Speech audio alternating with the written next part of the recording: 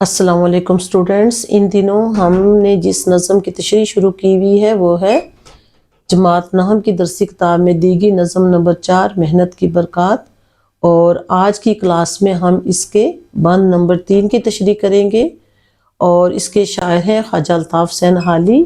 اور یہ جیسے کہ شروع میں تعارف میں بتایا گیا تھا کہ یہ نظم جو حالی کی طویل نظم مسدس حالی ہے، جس کا اصل نام مد و جزر اسلام ہے، یہ اس کا ایک حصہ ہے جو محنت کی برکات کے نام سے آپ کے سلیبس میں شامل کی گئی ہے۔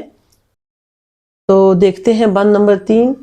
اسی طرح یہاں اہل ہمت ہے جتنے، کمر بستہ ہیں کام پر اپنے اپنے، جہاں کی ہے سب دھوم دھام ان کے دم سے، فقیر اور غنی سب تفیلی ہے ان کے، بغیر ان کے بے ساز و سامان تھی مجلس، نہ ہوتے اگر یہ تو ویراں تھی مجلس۔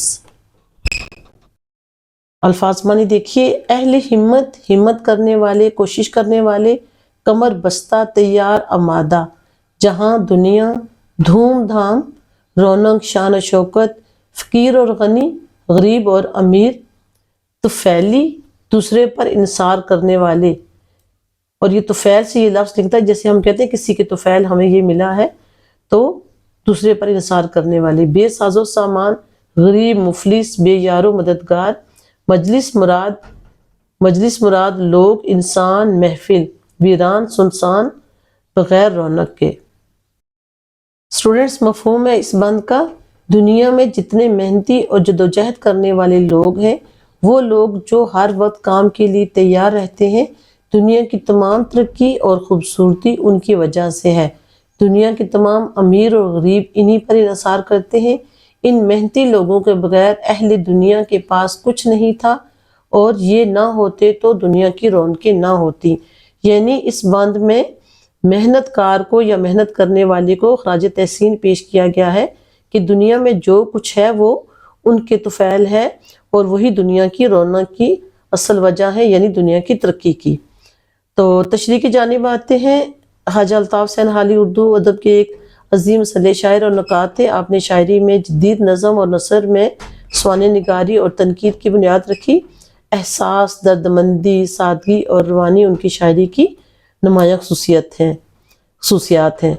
زیر نظر بند میں حالی محنتی لوگوں کو خراج عقیدت پیش کرتے ہوئے محنت کے دنیا پر اثرات کو بیان کر رہا ہے۔ حالی اس بند کے پہلے مصرعے میں شاعر ان لوگوں کا ذکر کر رہا ہے جو عزم اور حوصلہ رکھتے ہیں، ان میں یہ خوبی پائی جاتی ہے کہ سستی کا شکار نہیں ہوتے اور کچھ کر دکھانے کا جذبہ رکھتے ہیں۔ بند کے دوسرے مصرعے میں کمر بستہ محاورہ ہے، لیکن یہاں محنت کے استعارہ کے طور پر آیا ہے، جس سے مراد یہ ہے کہ یہ محنتی لوگ ہر وقت مستعدی سے اپنے ذمہ کے کاموں کے لیے تیار رہتے ہیں۔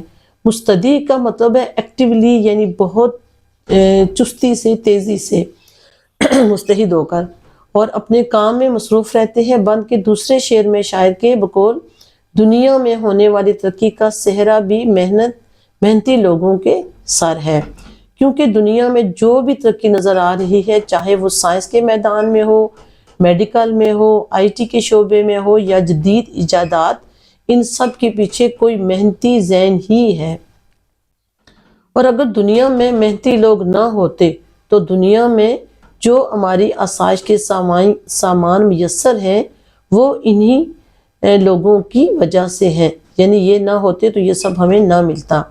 اس لیے کوئی امیر ہو یا غریب، وہ کسی نہ کسی محنتی انسان پر انحصار کرتا ہے، اور بے شک کہ محنتی لوگوں کے طفیل ہی ہم سب کو دنیا کی رونقیں نظر آتے ہیں، اور اگر ہماری دنیا کے لوگ محنت نہ کریں تو دنیا کی رونقیں بھی ماند پڑ جائیں اور یہ دنیا کھنڈر بن جائے۔